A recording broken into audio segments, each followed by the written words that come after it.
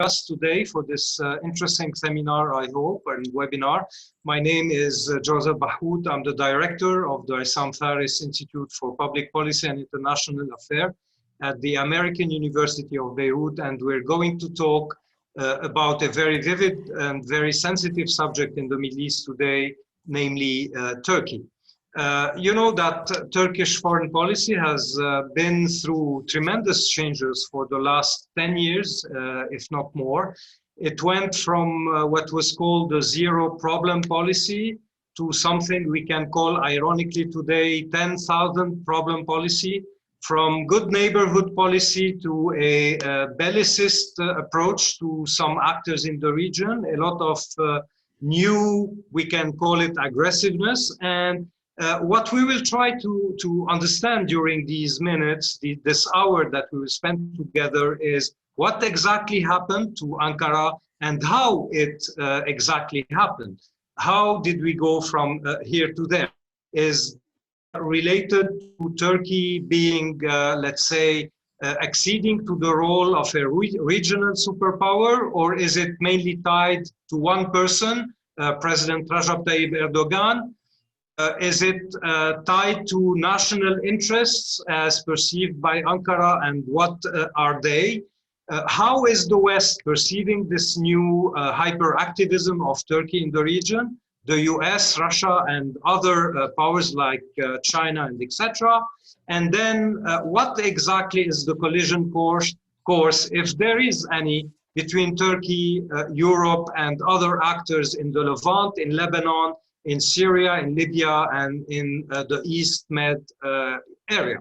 All these questions will be tackled by a very prominent lineup of experts. We have the chance to be tonight discussing with Furkan Asli Aksoy, who is a Turkish political scientist. She is now a resident at the very prestigious German Stiftung, which is the SVP, if I'm not wrong, the Stiftung Wissenschaft und Politik, which is in fact a think tank tied to the Chancellery in Germany, and she heads there the Turkish division.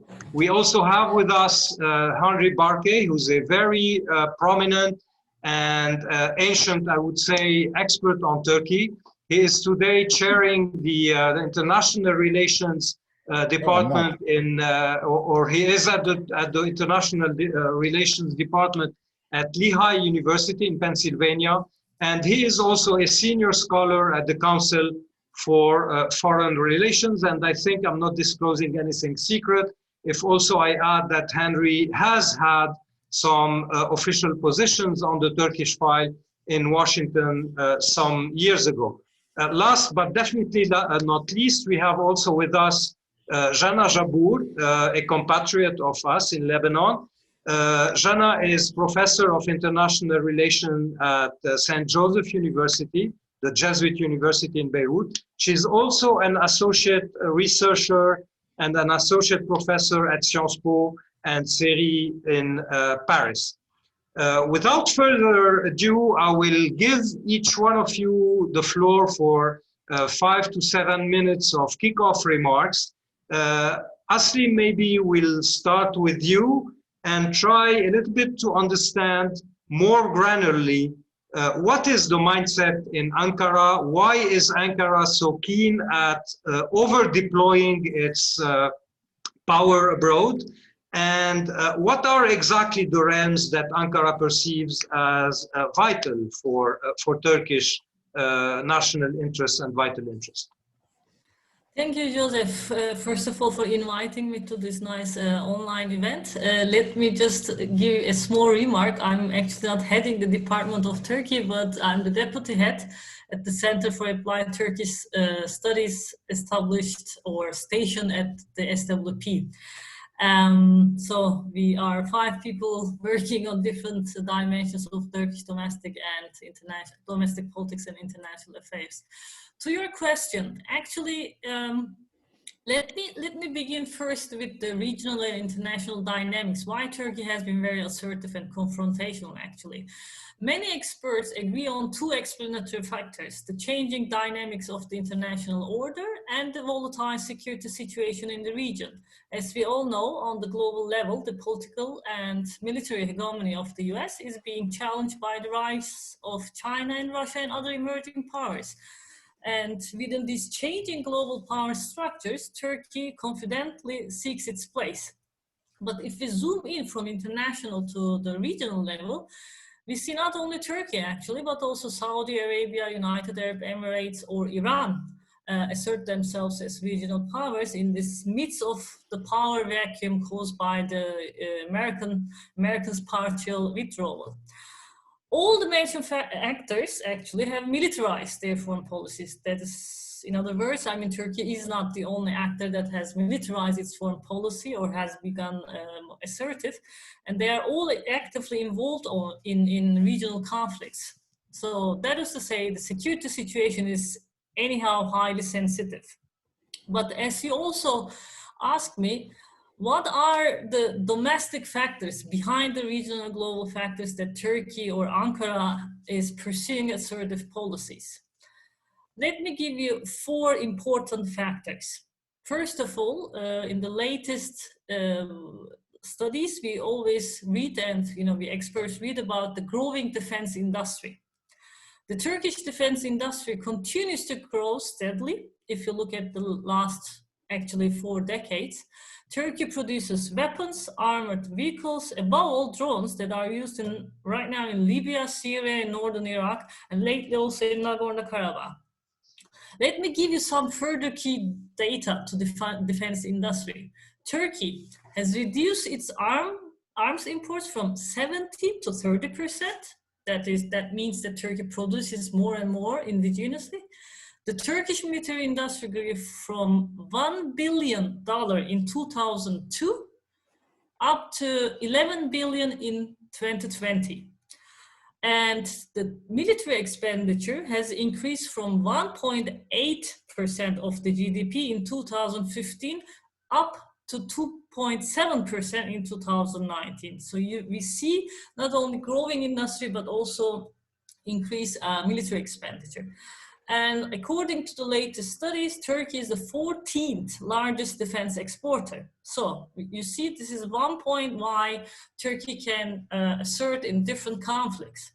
And this success story evidently gives Erdogan and his government, of course, more power to consolidate its militaristic power on the regional level.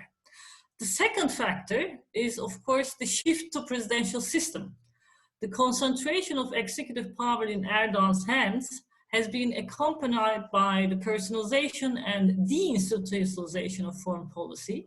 So foreign policy decisions are basically made by Erdogan in the relative isolation of consultations with a small circle of advisors, chosen not on the basis of merit, but loyalty. And this creates, of course, also leeway to pursue a more assertive and aggressive foreign policy alongside his character. The third factor is the economic crisis. Turkey struggles with external debt, high inflation, and high unemployment rates, and weak currency due to the currency crisis since summer 2018. And needless to say, but the economic crisis even deepened with the COVID-19 pandemic. So as Turkey faces more and more economic trouble, the Turkish president tries to turn the attention of the population to Turkey's international and regional affairs and its claims in different conflicts. And the fourth factor is actually the fading domestic support. According to the latest polls, Erdogan and his informal coalition partner, the nationalistic MHP, are continuously losing support among the right-wing nationalist voters. Despite the several attempts to bolster support by pandering the religious conservative, as we have seen in the turning the Hagia Sophia into a mosque, from museum to mosque, or trying to retreat from the Istanbul Convention that was signed by the lead of Turkey in 2014 for the elimination of violence against women and children. Erdogan ruling bloc is definitely shattering, and this encourages Erdogan and his government to act even more aggressively and assertively abroad. Against this background, we can say we will witness further military engagements of Turkey in its neighborhood, but they are in the long run not sustainable. It is unclear how long it will be before Ankara realizes that the cost of his assertive foreign policy could eventually outweigh the benefits. To your second question, I mean, what are the main, I mean, where lies Turkey's main interest? I would say, like it is right now in the Middle East and Southern Mediterranean, mainly in Syria, in Libya, and Turkey is also quite happy to, you know, intervene into the South Caucasus conflict. And if you look at why Turkey's, I mean, I gave you the reasons of domestic drivers, but what are the regional interests of Turkey is, especially in Syria and in Iraq, of course, hindering the establishment of an autonomous Kurdish entity in northern Syria. At the same time, hindering another refugee flow due to the hostility on the domestic level, because, you know, whether Erdogan or the other parties, they know very well the fact that the Turkish constitutions are not very happy about the Syrian refugees in the country. And in the Eastern Mediterranean or Southern Mediterranean, we will continue to see that Turkey will engage because Turkey wants to decrease its energy dependency in the region. So I will stop there so that we can leave some points for the discussion.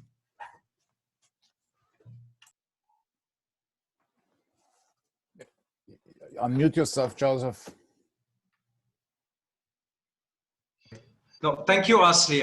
I was saying that you triggered a question in my mind. I'll come back to it in the second round of question that has to do with also some aspects of ideology behind the drivers. Henri, if we listen to what Asli said, the main factors driving, in fact, Ankara's foreign policy lately are mainly domestic parameters. Some of them are quite puzzling, like the rising defense industry, which would mean that, in fact, it is the defense industry that is pushing, in a way, towards this kind of aggressiveness, and also geopolitical reasons and points of projection. How does the West, you from Washington, and also how does Europe perceive this kind of new hyperactivism? Is Turkey today really perceived as the rising danger, like we see in some caricatures of Erdogan, of President Erdogan's abroad? And if possible, what would be, under the new American administration, the points of accommodation possible between the West and Ankara? Excuse me. Thank you, Joseph, and thanks for inviting me. I'm delighted to be here. Let me look. I'll still put an excellent, shall we say, baseline in terms of domestic politics. So, looking at it from abroad, you cannot, of course, not involve domestic politics, even when you look at Turkey from the United States or from a European perspective. And fundamentally, and we may talk about this also later, but fundamentally what we see in Turkey is the emergence of a revisionist power at the moment regionally, but I think underlying this revisionism, if you want, and it's an aggressive revisionism, obviously, is an attempt by Erdogan to make what I would call Turkey a consequential global power. I mean, I think he has always seen, from the moment he came to power back in 2013, he has always seen Turkey as a country that should have a much bigger role internationally, and that in some ways he sees Turkey as the most important Muslim country, and also sees Turkey as kind of the leader of the Muslim world, and therefore should have as a representative global role, maybe even in the Security Council as a permanent member. I mean, he's been always talking about how the Security Council is not representative of the world, which in some ways is absolutely right. And given the changes that have taken place globally, he has now found a way to insert himself. Now, so you have essentially, I mean, a revisionist power. How do you deal with it? How does Washington look at it? Is not always clear. And let me very succinctly tell you about two schools of thought essentially in Washington. And there's a really dominant one, and which is being challenged. And I will use the S-400 crisis as a way of explaining this. Traditionally, in Washington, and also to a certain extent in Europe, you've had this notion that, look, Turkey strategically is a very important country. Look where it sits. Location, location, location is the most important thing in real estate. It sits on top of the Middle East, south of Russia. It is an important listening point in terms of what's happening in Iran, what's happening in the Middle East. It is the second largest army in the NATO alliance. And it's also a country that is willing to use force, unlike, let's say, many of the other NATO members. So, and also economically, especially since Erdogan came to power, Turkey has had an elan, so to say. I mean, it has become far more, far richer, far more dynamic economically. So all of these characteristics make Turkey a very important country. So the dominant, shall we say, thinking in Washington has always been, look, yes, they're difficult allies. They used to be, by the way, difficult even before Erdogan came to power. Military regimes in Turkey were never very, shall we say, easy to deal with either, or politicians like Ecevit for that matter. So the relationship between the West and Turkey has always been kind of problematic. Of course, never as problematic as it is today, but so the dominant position in Washington is, look, Turkey is difficult, but we have to deal with it. And this dominant position has allowed Turkey, if you want, to get away with many things that it would not have been able to get away if it was not seen as this very important country. Yes, it's bizarre, it's not bizarre, it's difficult to deal with, but look, we don't have a choice. But increasingly now, there's another school of thought maybe that's emerging, and that is that if you don't, it takes off on the first one and says, look, Turkey is important, yes, but if you don't put some kind of a red line in front of Erdogan, he's going to keep pushing and pushing and pushing. And look what he's doing. I mean, he's gotten involved himself in Syria, in Libya, in Azerbaijan, and Nagorno-Karabakh, in Iraq.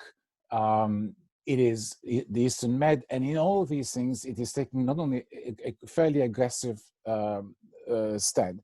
And on top of that, you have a leader in Turkey who has now turned Turkey, which was never a perfect democracy, but it was a functioning democracy, into unquestionably an authoritarian state. I mean, there is, to call Turkey a democracy today would be very, very incorrect. I mean, this is a one-person system where Erdogan decides and everybody just salutes and executes. So, and in terms of what has happened to civil society, what has happened to all domestic institutions, they've all have lost their autonomy. And for a NATO country to become this authoritarian is really a problem for NATO. You can also argue that Poland and Hungary are also on that trajectory.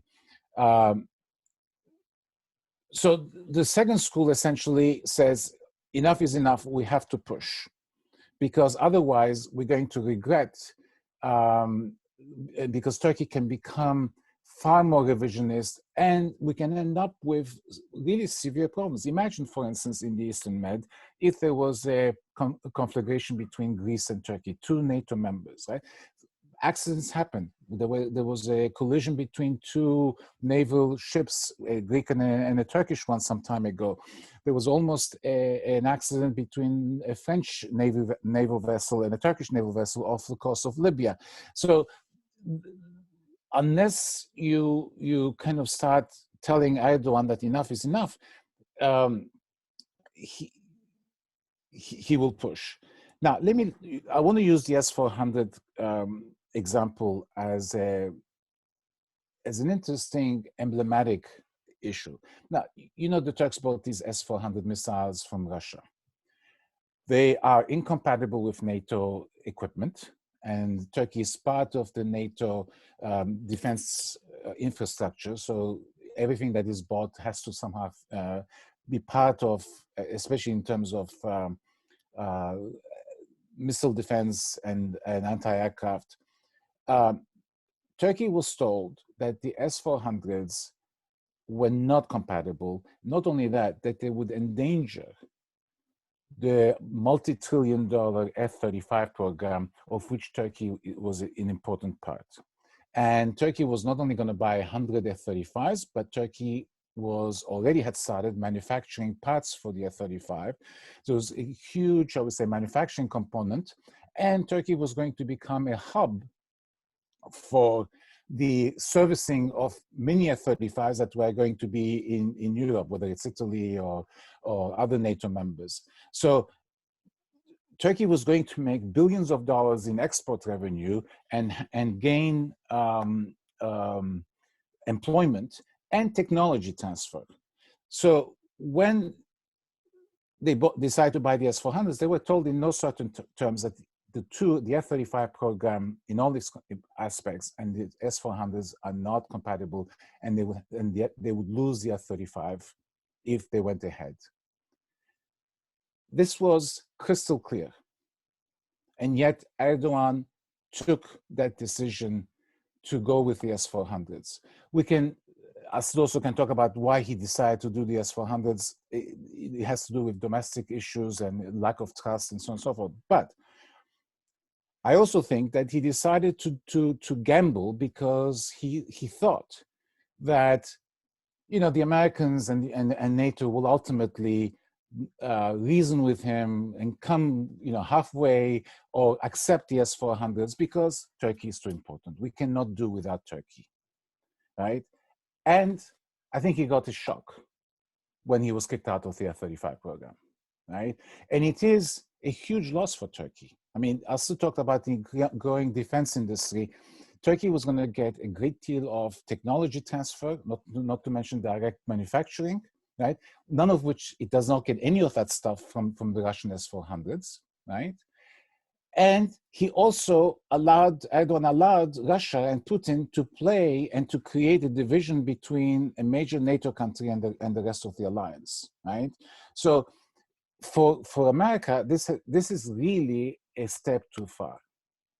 And yes, this week we've seen the CAATSA sanctions being introduced. The CAATSA sanctions are kind of a minor slap. They're not as important. They're mostly symbolic. This is a way for Congress to say, look, we're watching, we're upset about everything else you're doing in the Eastern Med, in Libya, etc. This is our way of trying to interject ourselves into the debate, especially because the Trump administration has been, or as President Trump especially, has been, shall we say, too cozy with Erdogan, and that has allowed him to do many things, especially the interjection into Syria. And Syria is also one of the most important problems for both Congress and the incoming Biden administration. So the Biden administration is coming in essentially with this. I'm using the S-400s to exemplify the situation with this dilemma. What are you going to do about Turkey? I mean, there's so many, shall we say, areas in which now Turkey and the United States are clashing, and yet Turkey is still very important. So this debate between, do we draw a line in the sand, or do we somehow accommodate? And you already are seeing op-eds and people saying, "Oh, look, we have to do something about the F-35. Maybe we should put the S-400s. We should put the radar somewhere where it won't be, it will not be deployed." This is all kind of garbage. I mean, this is not a serious discussion. The problem of the S-400s, unfortunately, is one for which there is no solution at the moment that anybody can see. So the Biden administration is going to come in having to deal with this. In some ways, the Trump and Pompeo did them a service by imposing the CAATSA sanctions so that they don't have to deal with it immediately. They can postpone it. But there is going to be a debate in the Biden administration as as what they're going to do about this. It is too early to tell which way it's going to go, but I suspect that it's not going to be the Trump policy. I think there's going to be a much harder line by the Biden administration. How that gets operationalized, I don't know yet. I mean, I think it's too early to tell. We'll see. But it's going to be one of the most difficult relationships that Biden will have to deal with. And let me stop here so that. Okay, thanks, Henri. This is very, very important, in fact, and you provided me with the transition to go to Jana, but I will maybe come back to that and maybe go a little bit deeper on the US-Turkish issue and NATO and the future of NATO, and also the European tie and the rise of Russia and the rapprochement that is the very difficult rapprochement that is being played out between Turkey and Russia in Syria, in Libya, or on the contrary, in Syria, but not in Libya, and etc. Jana, let's focus a little bit on the regional issue, on the direct immediate neighborhood of Turkey. You know, when the Arab Revolution started, it's exactly 10 years ago. We are today celebrating the anniversary of Bouaziz's immolation. 10 years ago, when the revolution started, Ankara thought maybe that this was really the golden moment for its policy, that it would be able to construct maybe an entire regional web of allies, of forces that are amenable to Turkish philosophy and policy. And the point of projection of that has been mainly Syria. Turkey has almost invested 90% of its foreign policy for the first 5 years of the Syrian war in Syria. The result is today, let's say, very disappointing, to say the least. So regardless of what did Turkey achieve in Syria or not, what it is still expecting to achieve, but what is today the reading in Ankara 10 years after this adventure that in a way put aside the David Oglu's doctrine of zero policy neighbors, and what is exactly Turkey's ambition in the Levant and in the, let's say, this part of the Middle East, the Eastern Med part of the Middle East? Thank you, Joseph. Well, let me first answer the first question you asked about how Ankara views its foreign policy today in light of regional developments. And in fact, you were right to highlight that when the Arab revolutions started in December 2010, at that time, Ankara was considered and was cast and portrayed by the West and also by Arab populations as a model for the Arab world, as a model of a Muslim majority country who is open, who is modern, who is secular, and which can serve as an example for all of these Arab countries seeking democracy after the fall of authoritarian regimes. And the problem of Ankara is that when the Arab revolutions occurred, Ankara made this false calculation and this false gamble that it is Arab Muslim Brotherhood-like movements in the Arab world who are going to win the elections after the fall of authoritarian regimes and who are going to stay in power because they are the most organized, because they are the most popular, because they have suffered from oppression during the 1990s and 2000s. And so Ankara made the decision to actually support these Islamist groups in order to be able to co-opt them and in order to make sure that the new regional order that these Islamists are going to build post-Arab revolutions is going to gravitate around Ankara. And a key shift in Turkish foreign policy happened at that time. Turkey really shifted from a liberal project in the MENA region, a liberal project that was based on building peace through trade, through soft power, etc., to an Islamic ideologically driven project of supporting Islamist movements in order to reconfigure the Middle East and in order for Ankara to lead an Islamized new Arab world, let's say. Now, of course, this calculation proved to be completely wrong and misguided, because not only those Islamists in Tunisia, in Egypt, in Morocco did not stay in power, but also they were not willing, when they were in power, they were not willing to actually implement a Turkish-led or Turkish-inspired agenda. And of course, the biggest error for Ankara happened in Syria, because Turkey made this calculation that they can topple Bashar al-Assad very quickly. And in September 2011, Ahmet Davutoglu, who was at the time Minister of Foreign Affairs, said in a cabinet meeting that the toppling of al-Assad is going to be a matter of weeks or maximum months. And Turkey found itself completely cornered in Syria, which made Turkey completely change its attitude as of May 2016. In fact, in May 2016, Ahmet Davutoglu is pushed to resign. He was at the time Prime Minister of Turkey. He was pushed by Erdogan to resign because of his misguided policy of toppling al-Assad. And as of that time, we see that Turkey's priority in Syria have completely shifted. Today, the main priority is not to topple al-Assad, but it's rather to contain the Kurds. Now, to answer your second question, what has been achieved so far in Syria for Turkey? Nothing much, except from containing Kurdish expansionism and maybe expanding Turkish presence in the northeast and also in Idlib through military observation outposts. Nothing else was really achieved. However, and I think this is very important to see, Syria's importance for Turkey lies in two key elements. First, it is in Syria that Turkey acquired its first experience in proxy warfare. Turkey is not used to proxy warfare. Turkey has thus far only engaged in conventional wars. And it is in Syria that Turkey acquired this experience of proxy warfare through relying on Arab jihadist groups and also on Syrian Turkmen groups. And Turkey is now replicating this experience acquired in Syria on other fronts, like Libya or like Nagorno-Karabakh.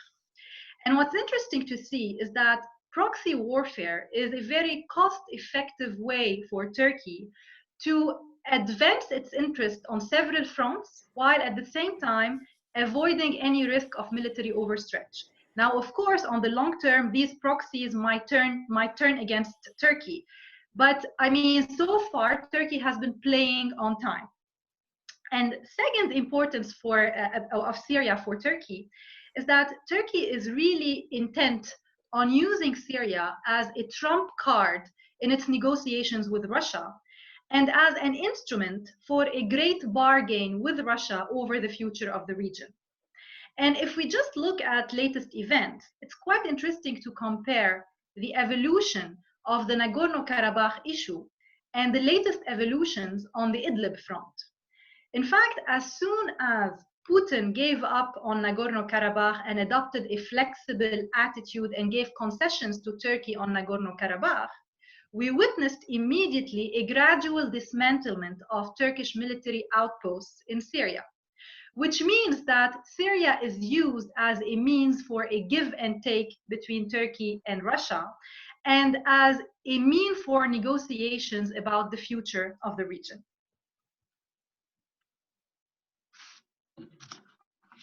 Okay, thank you, Jana.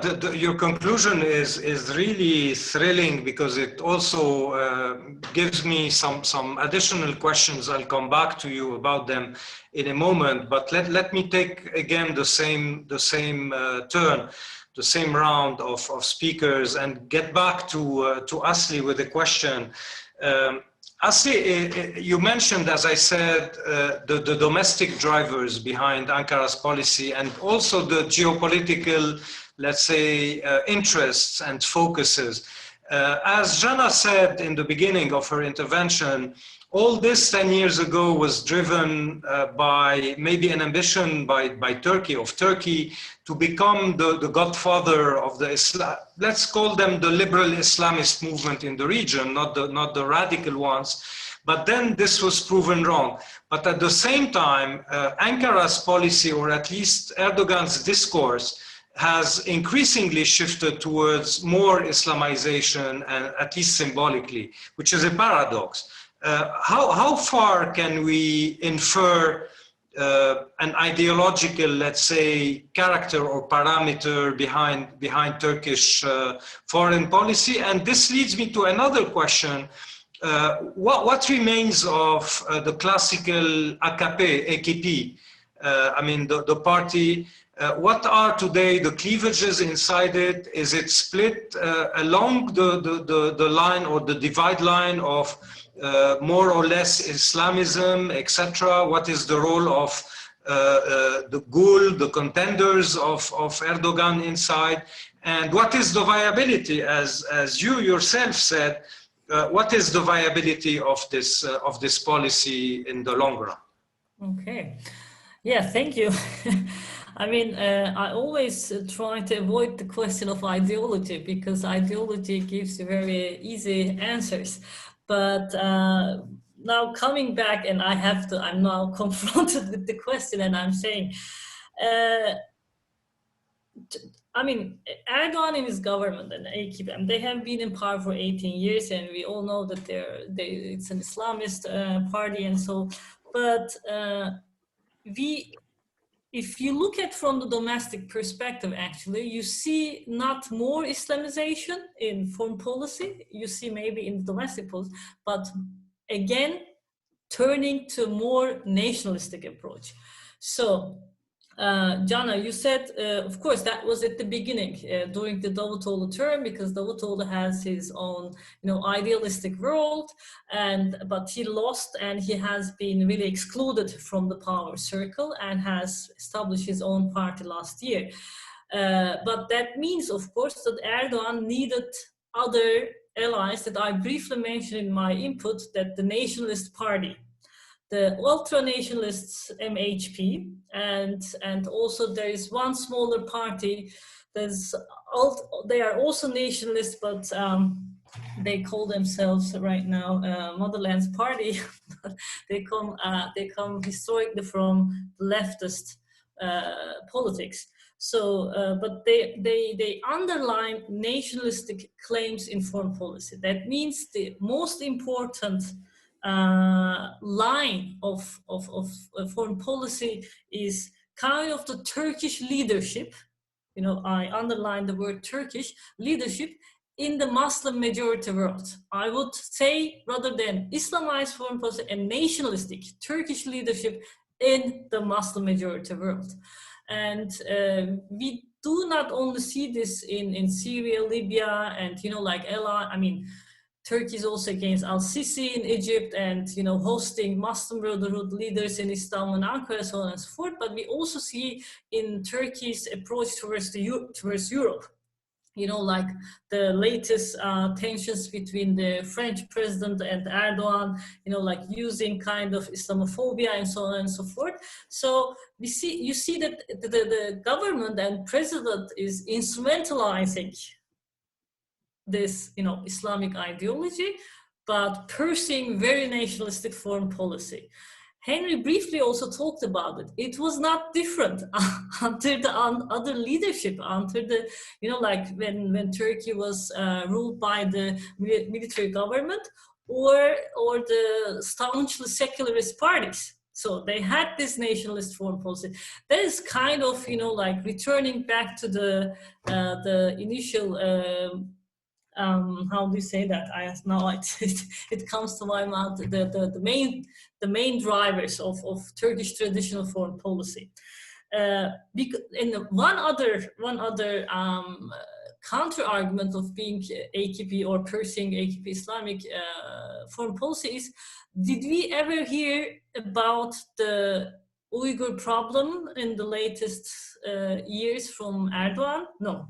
So Erdogan is not criticizing the Chinese government, how they are dealing with the Uyghur minority. So you see that the Turkish foreign policy is very much concentrated on interest, as all the other countries are, and economic, mainly economic and security interest. And the same government can use sometimes this Islam as a, when rising against Europe, but then underline the Turkishness in the Muslim majority. But while talking to China, then, most importantly, the Chinese investment, rising Chinese investment in Turkey. So ideology helps us to understand some of the things, but I think it also falls, it lacks the major explanation for why Turkey has been assertive. Coming to your second part of the question, I will keep it brief, sorry, taking too much time. But AKP, as I said, not only the ruling bloc is experiencing problems, but also the party itself. So we have two splinter parties led by Davutoğlu, the former foreign minister, and Ali Babacan, who was also a foreign minister in the very early first term of the AKP, but later the economy minister. And we may not forget that AKP was itself a splinter party out of the Felicity Party. Now it's called, they are still called Felicity Party. So there are now 3 or 4 more Islamist parties within the Turkish political system. So for the voters, from the domestic perspective, there are alternatives. And Erdogan right now is really trying to, stop this fading sport through symbolic moves, like I mentioned, Hagia Sophia. But if you look at immediately the polls, it holds only 1 week. So you see a very small rise, 5%, 35, let's put it, but then it falls apart. That means that AKP cannot hold anymore with those symbolic gestures because the economy is in crisis. So I don't want to hijack more the discussion. No, it's okay. We'll get back to that. Henri, now I come back to you. What you said is interesting because it finds a lot of echo in the Turkish discourse itself. Part of the explanation or the alibi or the excuse that Ankara gives to its, let's say, freewheeling policy in some of the region is that Washington was absent for all these years. Be it under Obama and the leading from behind, let's say, strategy or doctrine, or with Trump subcontracting several files like the Syrian one to others, Turkey felt that it was unhinged and unchecked and that NATO didn't have a boss anymore. And so it could do whatever it wanted. So it did what it wanted to in Syria, and then it did what it wanted also with Europe because it felt that maybe Europe was without an American protector. How will this go on now? Is the US ready to inject more leadership in all these issues in order to put order in the camp of its supposed or alleged allies? And how will this also reverberate on the very difficult relation between Turkey and Europe, knowing that on this issue, Europe is not a unified bloc? I mean, Germany doesn't exactly have the same position or reading than France and other players in Europe. So what would you say about Turkish policy yesterday and tomorrow, read from the level of American involvement in world affairs?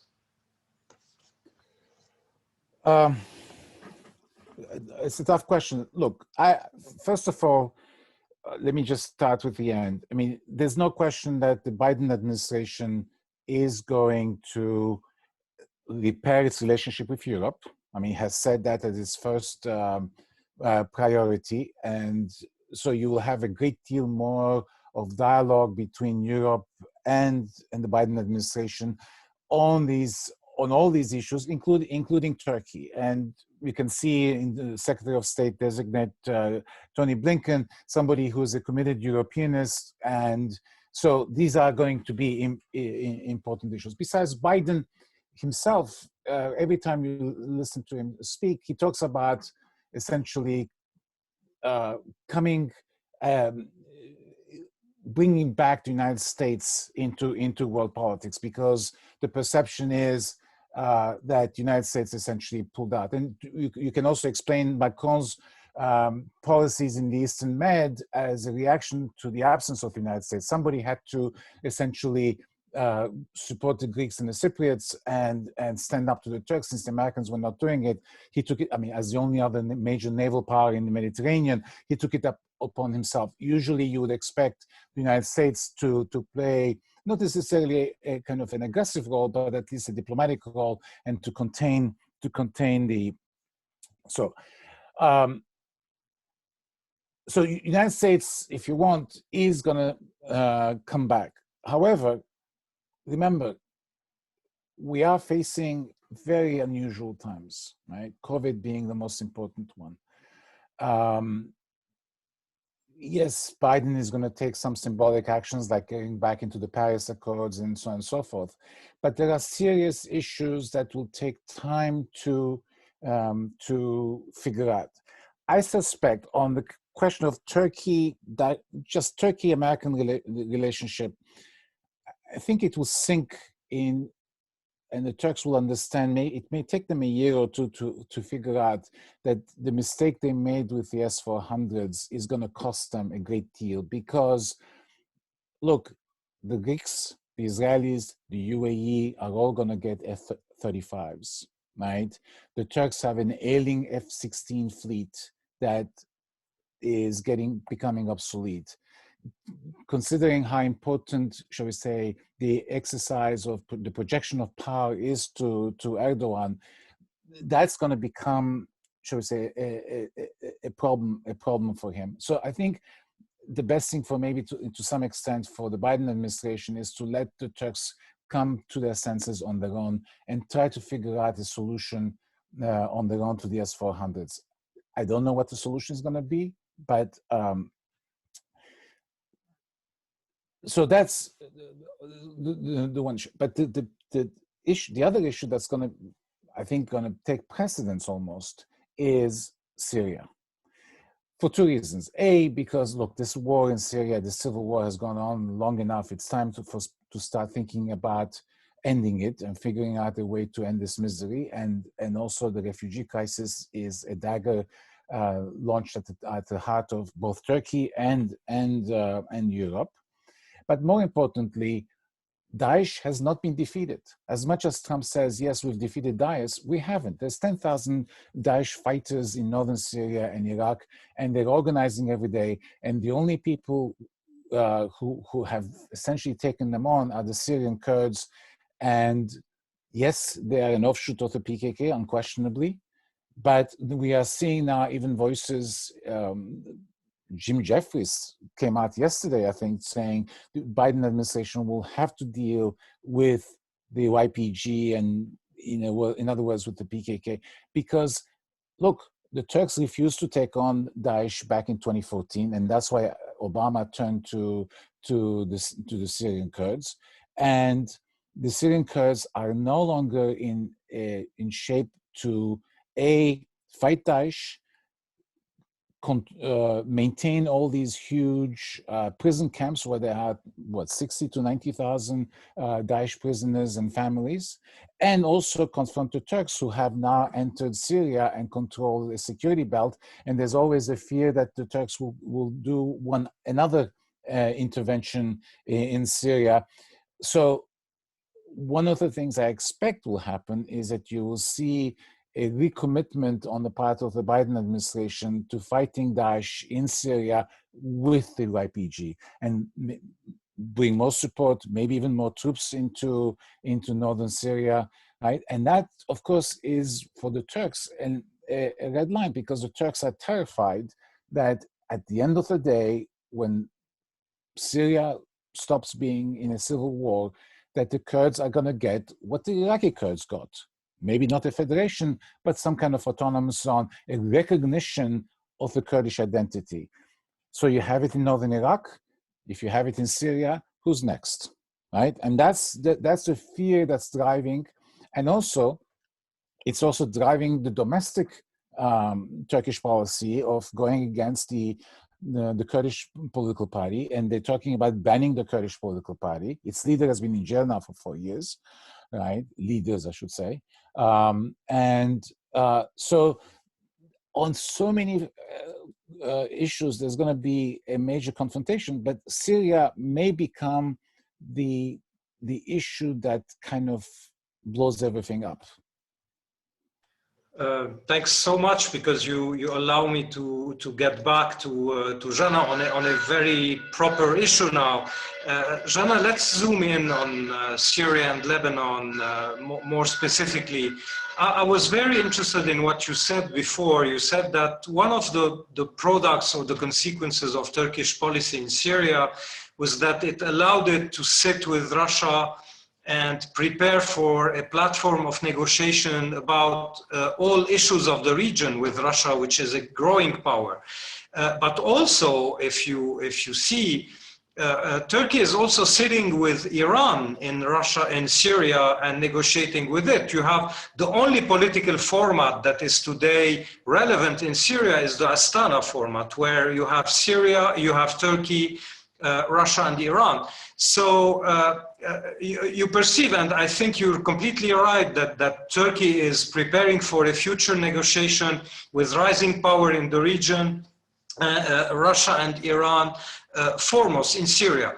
Can we say, if we make a quick translation to Lebanon, that Turkey is trying to get a foot in Lebanon in order to also prepare a future negotiation with Iran also in Lebanon, but also with the Gulf states, given its very, conflictual relation with Saudi Arabia and the Emirates, it's closing to Qatar. So preparing a future negotiation with the Gulf states through the Lebanese landscape, and also potentially maybe preparing for a quid pro quo or a negotiation with France and Europe through Lebanon, at least if we want to follow the Lebanese fantasy, seeing that there is a collision course between France and Turkey on the Lebanese soil. How can we entangle this knot? Yes, I mean, first let's say it from the outset, Joseph.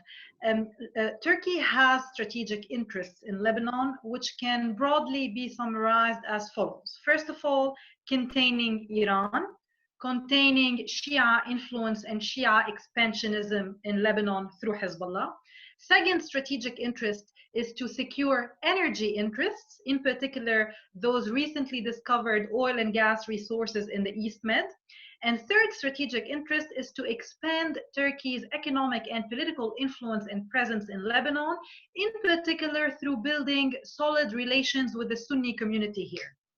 And what you see is that in the past years, beginning as of the 2007-2008, Turkey has really engaged in a multi-dimensional foreign policy vis-à-vis Lebanon. At the political level, Turkey has not only built strong relations and a strong alliance with the Sunni community through, in particular, the Al-Mustaqbal party, so the Hariri clan, but also Turkey engaged in a very interesting rapprochement with the Turkmen community of Lebanon, because as you know, there are in Lebanon Turkmens, so around 20,000 Lebanese citizens who are ethnically Turkish.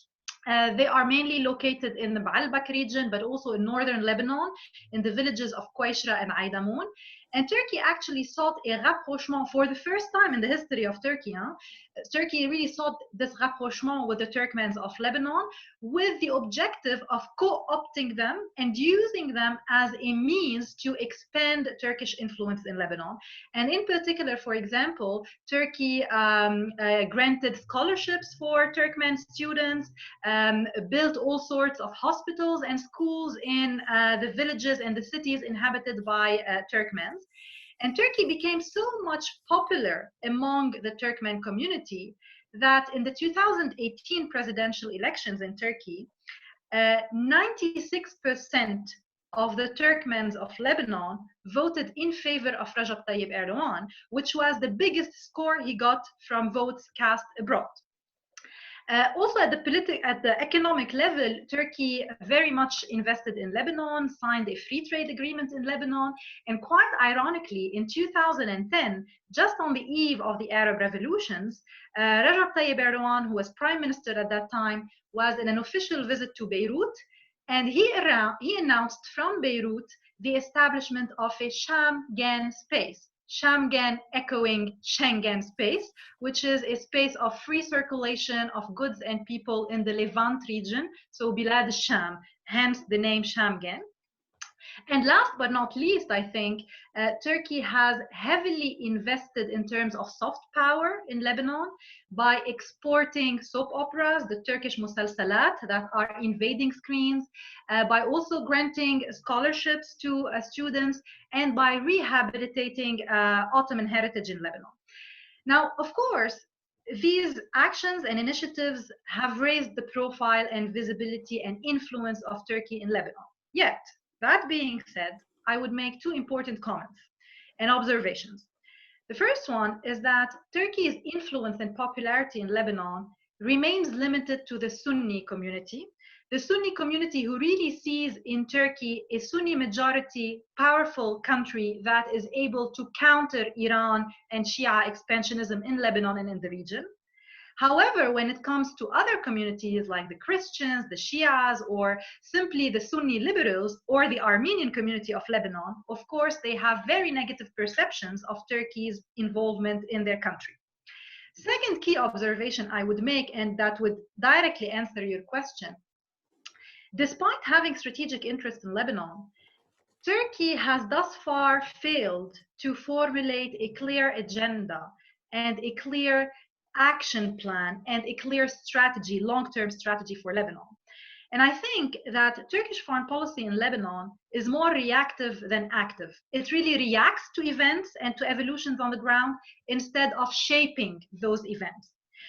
Which leads me to say that if we are to compare Turkish influence and role in Lebanon today to Iranian influence, of course, Turkey doesn't stand a chance here. And to answer also your question, there's a lot of fantasy today and a lot of allegations in the media about Turkish intelligence forces' role in Lebanon today, in particular in terms of providing weapons to some jihadist groups in Tripoli and in Akkar region, in the north regions of Lebanon. These are allegations. So far, we have absolutely no evidence to that. To the contrary, actually, when you read the internal security forces reports about Turkish influence in Lebanon, they only highlight the fact that Turkey has been very much involved at the soft power level, but not at all in terms of hard power and in terms of really weaponizing people. And last but not least, to answer your second question, there is a lot of talk today about Turkey wanting to use Lebanon as a negotiating card, not only vis-a-vis the Gulf, but also vis-a-vis, and that's more important, vis-a-vis Europe. And in fact, what we have seen very recently is that there's clearly a Franco-Turkish rivalry over Lebanon today, which materialized and which manifested itself in the two parallel visits of Emmanuel Macron to Lebanon after the Beirut blast, which was immediately followed by an official high-level Turkish delegation visit to Beirut. And basically, the Turks came to visit Beirut immediately after Macron just to mark their points and to say Lebanon is our sphere of influence. We have common historical and cultural links with Lebanon. We have invested a lot in the past years in Lebanon, and we want, and we are even ready to adopt an aggressive foreign policy towards Lebanon to secure our energy interest there.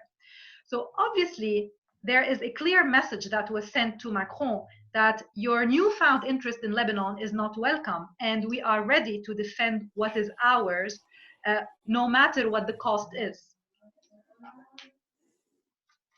Jana, just a very quick follow-up question on the last point. The paradox here is that, in a way, both Turkey and France in Lebanon could be thought of having the same partners and friends. I mean, at least if you take it schematically.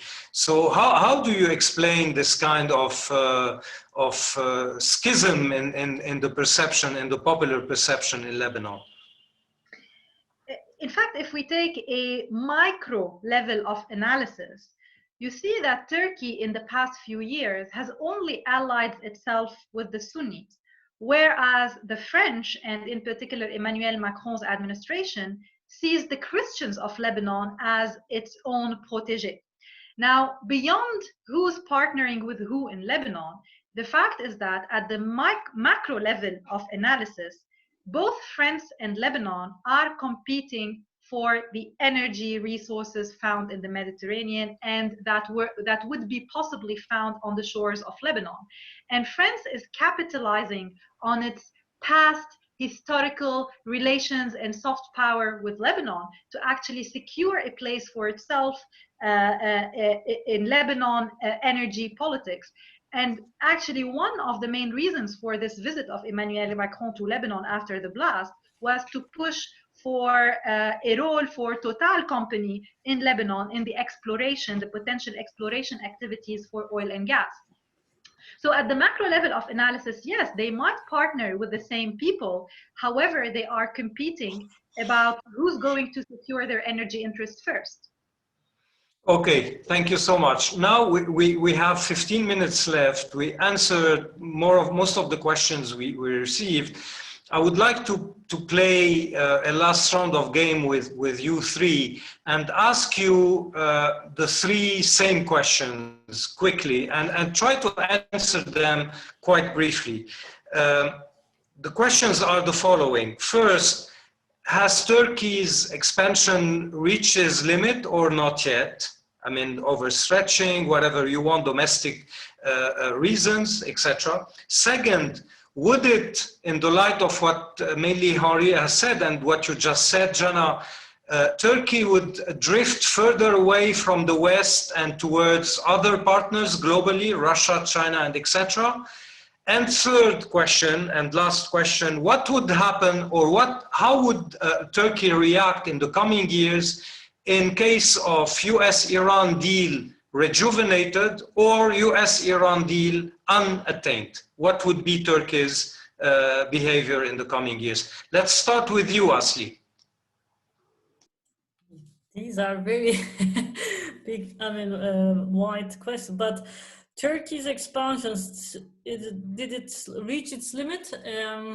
Like I said in my talk as well, from the economic point of view, actually it reaches its limit. Yeah, but like I said, growing industry is also, that means that continuously investing in the military industry will probably go further, but I think it will reach its limit. But domestically, of course, the government and Erdogan needs this so-called, assertiveness abroad.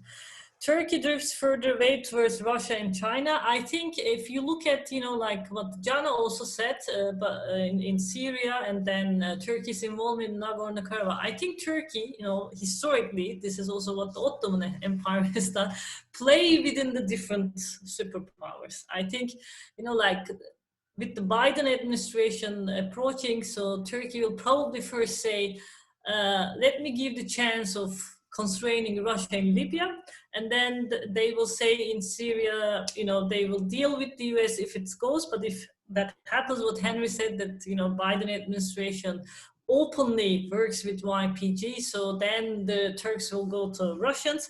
So that means that the Turks will continue to mingle between powers. The third one, so I don't see a direct path towards Russia and China in that sense. And what would happen if, in case US-Iran rapprochement, as you might remember, Turkey played back then a role in 2009, and we are dealing with an extremely pragmatist leader, Erdogan. So we can really hear suddenly that Turkey wants to play a role in, I mean, kind of a mediating role. So I wouldn't be surprised. And if the Europeans or Americans will be surprised, so let them give the news that it's a very pragmatic leader and can suddenly claim to play a role through, you know, through different the channels. And if it's unattained, Turkey will continue its relation and in positioning towards Iran as it has used to do in the last 300 years, that, you know, they both know that they are competitors, but if needed, they work together. Okay, thank you, Asi. Thank you very much. I think it's quite clear. Henry, what are your 2 cents on these 3 questions? Well, starting with the limits to the expansionist policy, so to say, much of the Erdogan policy in recent years has been opportunistic. So when something happens in Libya, he took advantage of it. He probably engineered the Nagorno-Karabakh event because I think it was a very well-planned assault on Armenia that the Turks and the Azeris planned for a very long time. But there are opportunities that arise because the Middle East is constantly in turmoil. So I don't think that he will be he will stop. If he will always be tempted when he sees an opportunity to push for Turkish influence, because to him this has an additive aspect to it. So every time that Turkey gets involved in a new arena, let's say, it enhances Turkey's, in his view, role in the world. Remember, I tried to say that he's trying to make Turkey a consequential power. He wants people to take into account what the Turks say, what the Turks think, that, you know, that in the, shall we say, capitals of Europe and in Washington, that whenever they talk about major issues, that Turkey is considered as an important variable in this. That's what he wants. So he will not stop. And he may have constraints, economic constraints and other constraints, but to him, this is far too important. And also because, look, this is part of his domestic legitimation project.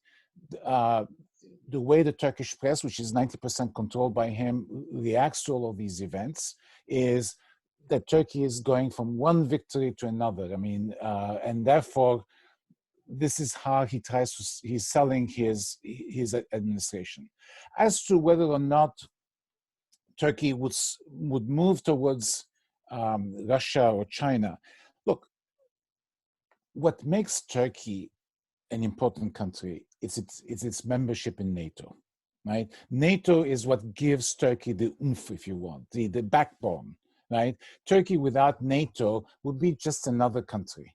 So Erdogan, as Aslı said, is a pragmatist. I mean, he will push the envelope as far as he can, but he will not really risk a major rift. I mean, he already did it with the S-400s. I mean, I don't think the system can shall we say, bear another major confrontation with NATO. But he needs NATO, because when we talk about Turkey's importance, we talk about Turkey's importance in the context of the second largest army in NATO, the fact that it is part of the Western alliance that helps the Western alliance keep an eye on Russia, on Iran, and on the Middle East in general, right? So he won't move. Besides, people forget that a year ago, 36 Turkish soldiers were killed in a single missile strike by the Russians in Syria. This is probably the largest single, shall we say, casualties that the Turks suffered since probably the Korean War, right, that I can think of. I mean, in a single event like this. I don't even know, maybe in the Korean, I'm guessing because I don't know exactly what happened in the Korean War in terms of casualties, right? So, and yet, when you look at the debate in Turkey about, oh, we should break away from the imperialist West, etc.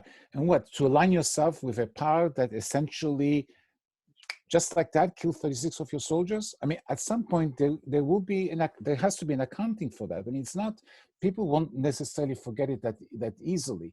The Turkish press is controlled, therefore the issue doesn't come up to the forefront. But let's not, this is not something that's been forgotten by the opposition, and by people in the press and academia. So Erdogan knows Putin's capabilities, right? And Erdogan, as also as showed, is afraid of the Chinese. I mean, look at how the Chinese reacted to what the Australians said about COVID. They're stopping imports from coal to lobsters from Australia, and the Australians are paying a huge price. So he doesn't want to do the same thing with China. So this is the thing. I mean, the West and the Americans have always conceded to Erdogan, so he pushes against them. But the others, he's afraid of, right? And he plays very, very carefully his cards against China and Russia. As for JCPOA, look, I think even if the United States goes back into the JCPOA, and I have my doubts about whether or not that's going to happen, or I mean the details are details are too involved here. I don't think it's going to have a huge impact on the region. It's not going to make Iran a major power from one day to another. Iran has enormous domestic problems, from opposition to economic problems to administrative ones from minorities. So Iran, for the future, I mean, I'm not an Iran expert, so I mean, but from my perception is that Iran is going to be very much worried about preventing others from interfering in its own affairs. And yes, Iran is going to be aggressive regionally because, just like the Turks, it uses outside activities and outside as a way to justify and to legitimize its own regime. But objectively speaking, Iran's power comes from the fact that it is willing to send troops and fighters, etc. But it is not a very powerful country at the end of the day, and certainly economically, it's not. And let's face it. I mean, as people talk about oil and gas, etc., the future of oil and gas is not that rosy. I mean, people are moving away, and I'll stop here. Thanks a lot, Henri. Jana, I will give you the last round of answers, but I will, since you are in Beirut and people are addressing some questions to you, I would add also a question to the three already raised questions. In case of Gulf's, let's say the Gulf dispute resolving between Qatar, the Saudi Arabia and the UAE, how would Turkey react? Would it feel isolated again, or would it join the fray and normalize with Riyadh?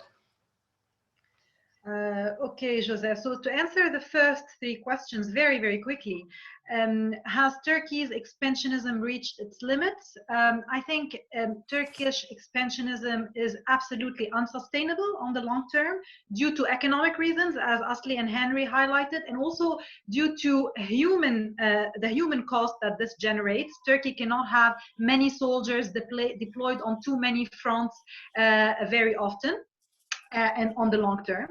However, that being said, and here I fully agree with Asli and Henry, Turkey's diplomacy is a diplomacy of quest for power, status, and recognition. Turkey wants to be recognized as an equal partner of the West, no matter what the cost of this is. And so Turkey is engaging in an aggressive and costly foreign policy in order to gain a status that reflects its past imperial and historical grandeur, no matter what the cost is. Here again, in many ways, Turkish policy is a policy of self-aggrandizement. We want to be present on too many fronts, even if this is costly, so that we really assert itself as an important global player. The second question, is Turkey drifting away from the West? This is not the way I read it. The way I see it is that Turkey today is a rising power. And as a rising power, Turkey is seeking autonomization in international relations particularly through diversifying its foreign policy options. Turkey really understands that international relations is not a zero-sum game.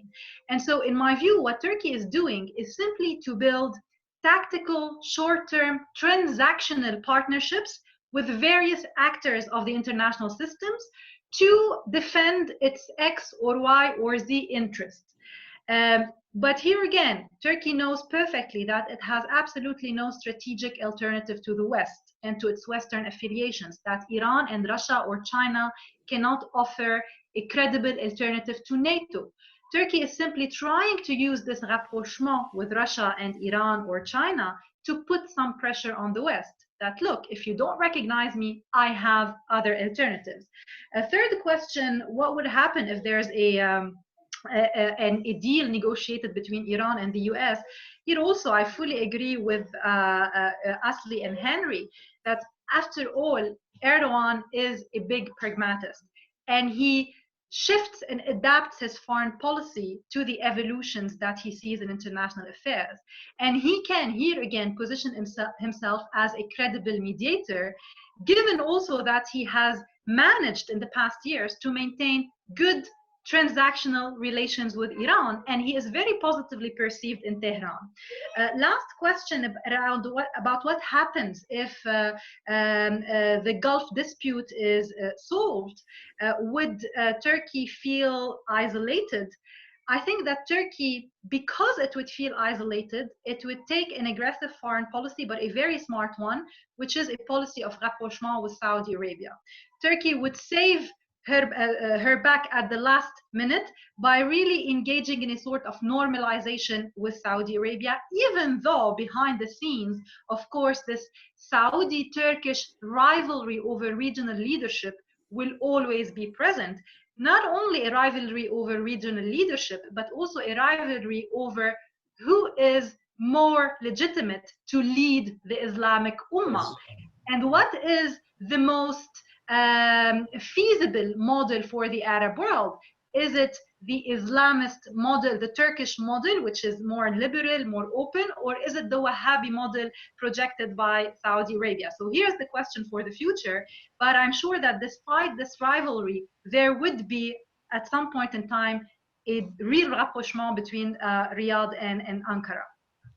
There was a telephone call already last week between. Yeah, exactly.